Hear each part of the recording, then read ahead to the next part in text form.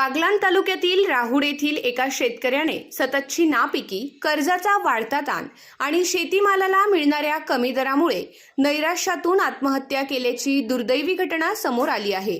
गुलाब केशव निकम वय 59 वर्ष असे मृत शेतकऱ्याचे नाव असून त्यांच्या निधनाने राहुडसह परिसरात शोककळा पसरली आहे। गुलाब निकम हे अल्पभूधारक शेतकरी होते। स्वतःच्या 3 एकर शेतीच्या उत्पन्नावर ते कुटुंबाचा उदरनिर्वाह करत होते। घर बांधणीसाठी घेतलेले कर्ज, शेतीसाठी झालेला खर्च आणि हात उसने घेतलेल्या रकमेमुळे त्यांच्यावर आर्थिक संकट ओढावले होते।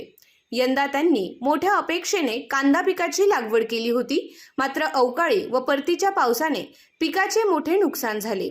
त्यातच बाजारात कांद्याला अपेक्षित भाव न मिळाल्याने त्यांचे संपूर्ण आर्थिक गणित विस्कळीत झाले होते। घर खर्च, कर्जफेड आणि मुलांच्या भवितव्याची चिंता यामुळे ते काही दिवसांपासून मानसिक तणावाखाली असल्याचे ग्रामस्थांनी सांगितले। 3 मुलांचे विवाह कसे करायचे आणि वाढत्या कर्जातून मार्ग कसा काढायचा या विवंचनेत ते सतत अस्वस्थ राहत होते।